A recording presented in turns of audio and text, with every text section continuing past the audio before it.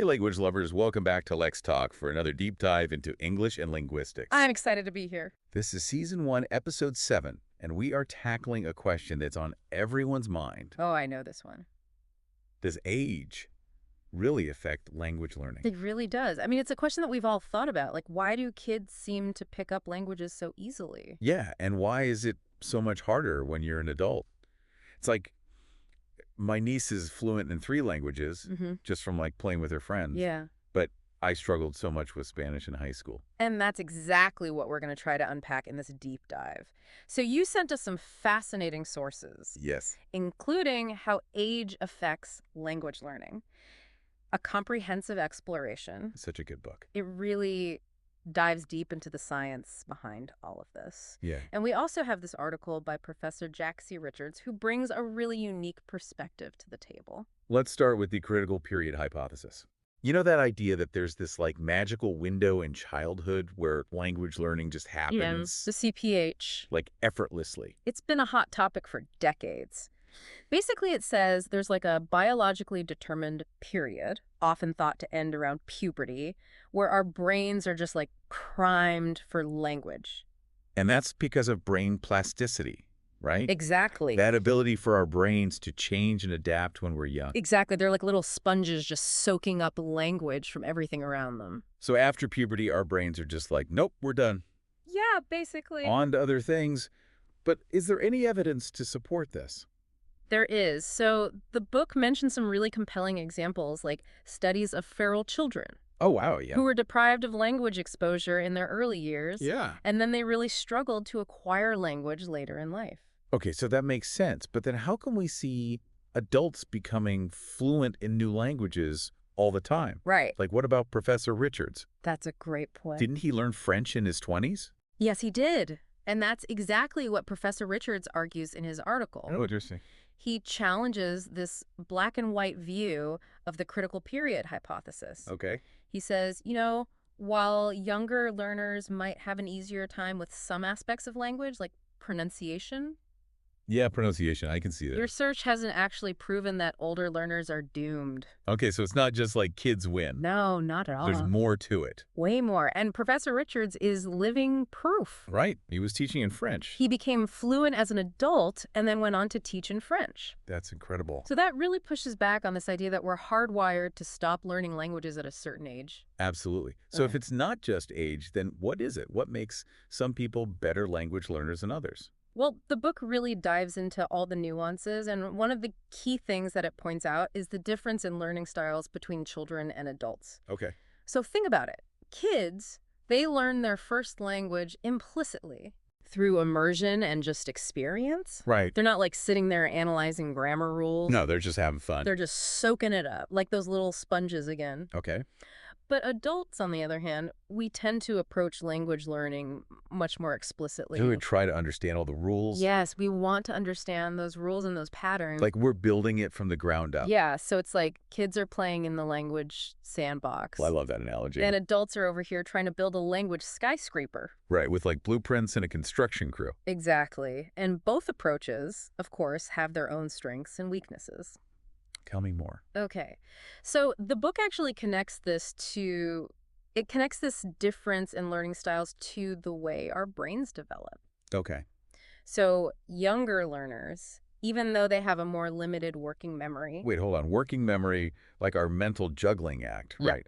How much we can hold in our minds at once. Exactly. Right. It can actually be an advantage for young language learners. Really? Because they're not trying to process all those rules at once. Right. They're more open to absorbing the language just through exposure. So they're not getting bogged down in the details. Yeah, they're just letting the language wash over them and naturally picking it up.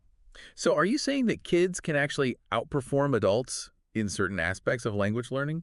Because I always thought that we had the edge, with our bigger brains. It's not quite that simple. Okay. Adults, we do have that larger working memory and more advanced cognitive abilities. Yeah. But we also tend to overthink things, especially when it comes to language learning. Oh, yeah. We get caught up in the grammar rules, the vocabulary lists, the fear of making mistakes. Oh, tell me about it. I still have flashbacks to Spanish class, trying to speak and just freezing up, terrified of messing up the grammar. And that's where kids have a huge advantage. Yeah. They're fearless, they're not afraid to experiment, they just blurt things out Yeah. and learn from the feedback. That's so true. They don't even realize they're supposed to be perfect. Exactly. I wish I could channel that. Right. But seriously, so you're saying that even with our bigger brains, adults are at a disadvantage? It's not a disadvantage, it's just a different approach, a different set of strengths and challenges. No. Adults have this amazing ability to analyze, to strategize, to draw connections between concepts. Yeah, that's true. We can understand the why behind the grammar rules, Yeah, like we can break it down. which can be so helpful. So instead of just mimicking sounds like kids do, we can actually understand the structure of the language, Exactly. the logic behind it all. Okay. And that's where Professor Richard's experience comes in. Okay. Remember, he didn't start learning French until his 20s, but he approached it strategically, leveraging his adult brain's strengths. Okay. He focused on understanding the grammar, the patterns, the logic. So he wasn't just a prodigy or something. Not at all. He was using his adult brain. Yes, and that's one of the key takeaways from this discussion. Okay. It's not about kids versus adults. It's about understanding the strengths and challenges that come with each age group, and then using those insights to be a more effective learner. Okay, so what are some practical tips for, let's say, someone in their 30s or 40s who wants to learn a new language? Should they just hang out at the playground?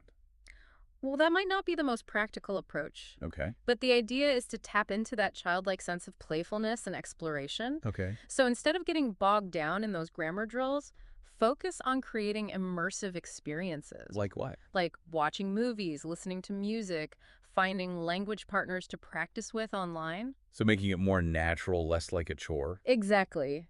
And don't be afraid to embrace those oops moments, you know? Yeah. Making mistakes is a part of the process. And Yeah. adults, we need to give ourselves permission to be less than perfect. Yeah, I think a lot of us get discouraged because we compare ourselves to kids who seem to pick things up so effortlessly. It's important to remember that every language learner faces challenges. But the good news is that by understanding how our brains work at different stages, we can tailor those strategies to make the most of our strengths. I am feeling more optimistic about my own language learning journey. Right. So what else does the book say about this whole age thing? Well, one thing that stood out to me is its discussion of social and cultural influences on language learning. So it's not all in our heads. Not at all. The world around us plays a huge role, too. The world around us plays a huge role too. Huh. So how does that affect how we learn languages? Well, think about it. A young child growing up in, like, a bilingual household, they're hearing two languages all the time. Right.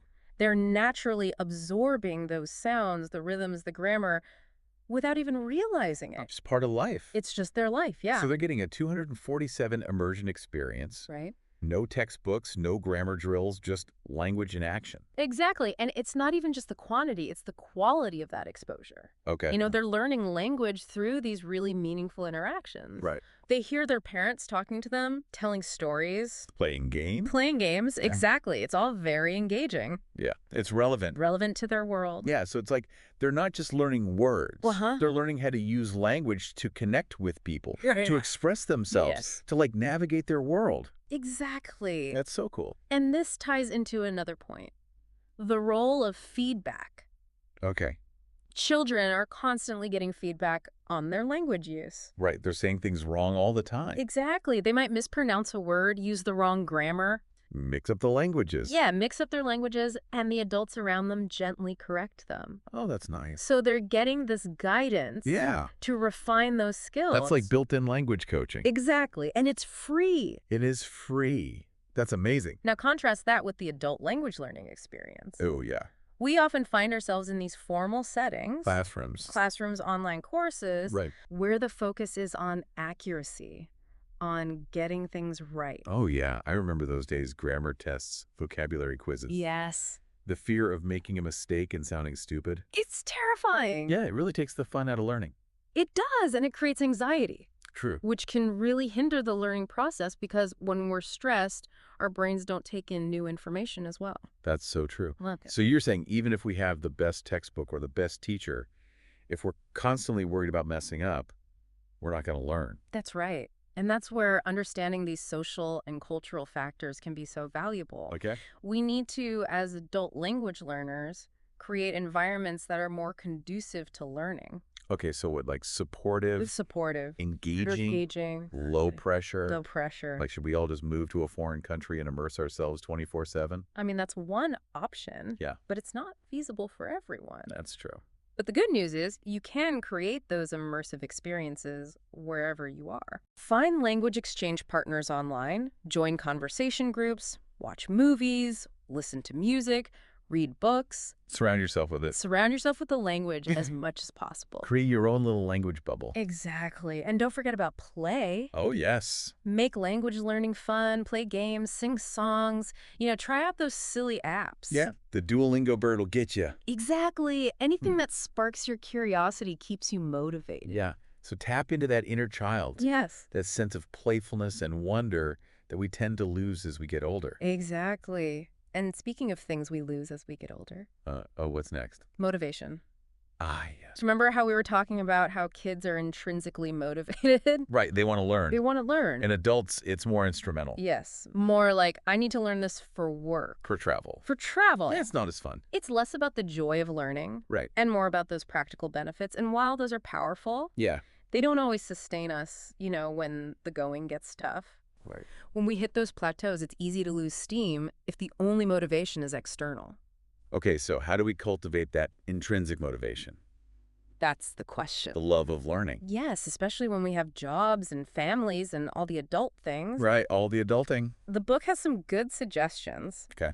One is to connect language learning to your passions, to your interests. Oh, that's good. So like if I'm a foodie, I could take a cooking class. Exactly. Or learn about the culinary scene in a different country. Okay. Or if you love music, learn through songs and lyrics. Find something you enjoy and connect it to language. Exactly. Make it relevant to your life. Okay, I'm seeing how all this comes together. It's not just age, it's all these things. It all works together. The culture, Yes. the learning environment, the motivation, how we approach it. It's all connected. It's a lot. It is. But one last thing I want to go back to is self-belief. Yes. Believing that we can actually learn a language. So important. Yeah, I know I've been there. Me too. Like, oh, I'm too old. I'm just not good at languages. Yeah, exactly. No. But you're saying that those beliefs can hold us back. They really can. The book emphasizes the importance of challenging those negative beliefs. Okay. And cultivating that growth mindset. Okay. Our brains can change. They can change and adapt even as we get older. So instead of, I can't, It's I can and I will. I love that. It's not even just about positive affirmations, though. It's about taking those concrete steps Okay. to build your confidence. Okay. Set those realistic goals. Yeah. Celebrate your progress. Surround yourself with people who believe in you.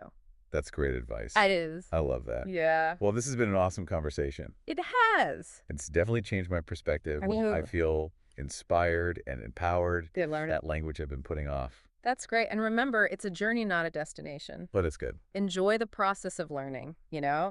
expanding those horizons, Right. connecting with new cultures. I love it. Well, thank you so much for joining me on this deep dive. Thank you for having me. This was fantastic. I'm so glad we could talk about this. Me too. And listeners, we want to hear from you. Yes. What are your experiences with language learning at different ages? Did you find it easier as a kid? Or are you proving that age is just a number? Share your stories with us on social media. You can find us on Facebook and LinkedIn.